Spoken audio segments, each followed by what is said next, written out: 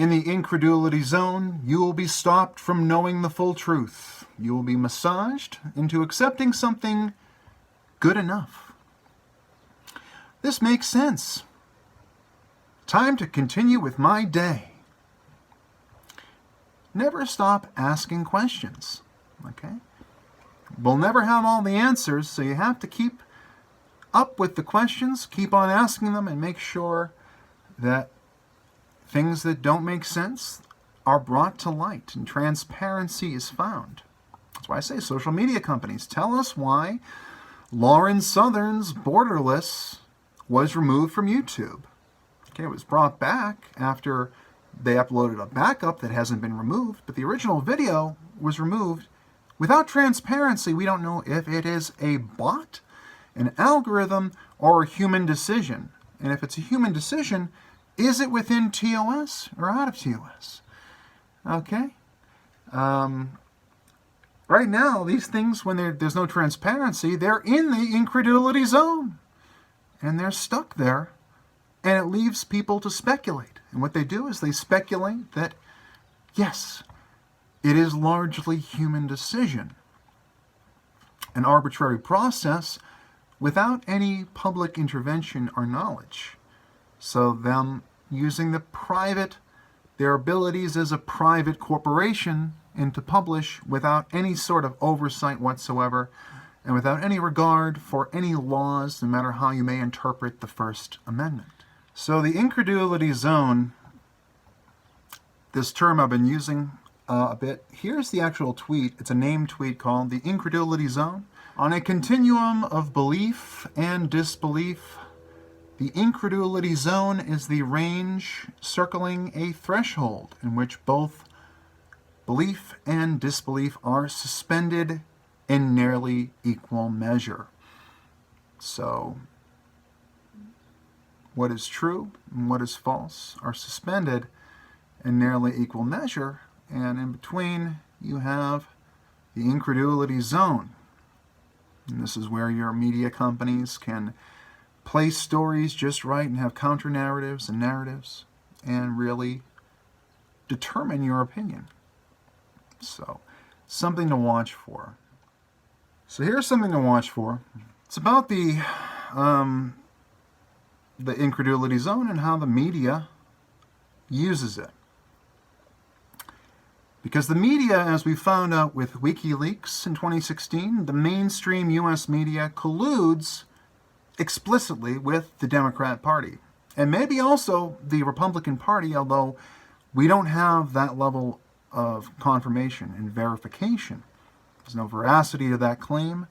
There might be some smaller stories, but we saw a mass collusion between the Democrat Party and many of the media outlets that are now almost exclusively anti-Trump. Big surprise, huh? So, I go into character here. I say, I'm Harry. I'm Harry.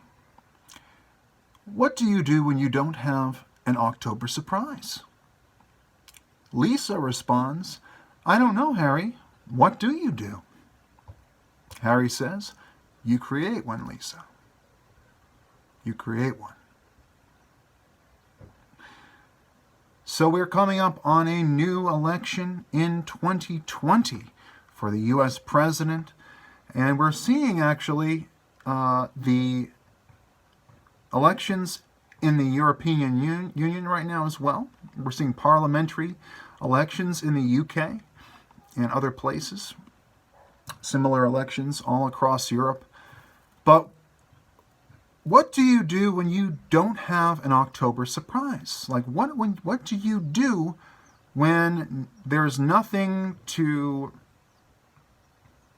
surprise your opponent and throw a monkey wrench into the polling? And, you know, if there's nothing there, there's no surprise, there's no WikiLeaks drop, there's none of this stuff, what do you do? You create one.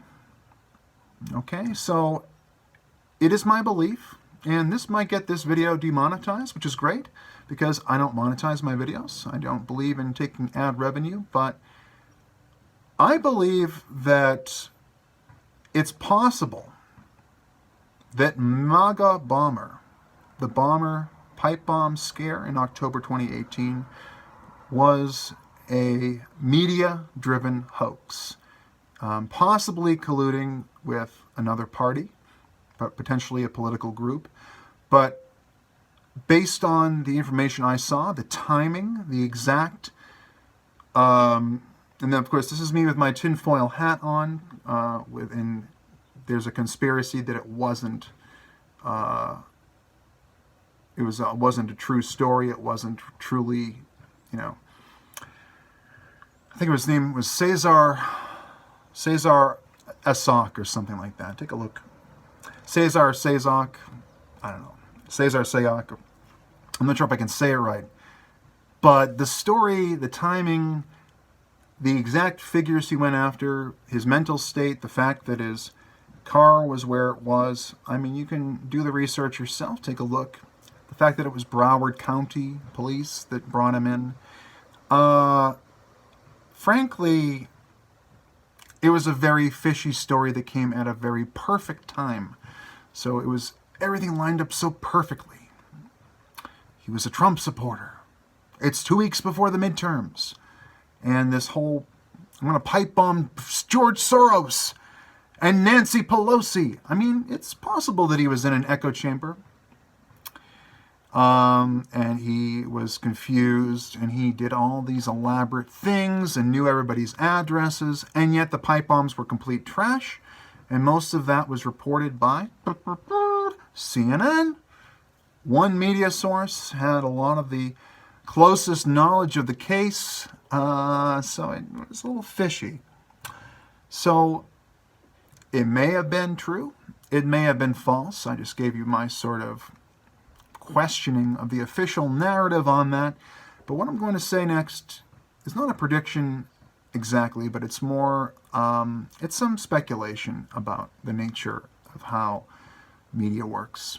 And that is, expect something similar in 2020. Take a close look when you see very specific elements that match the media narrative to a T.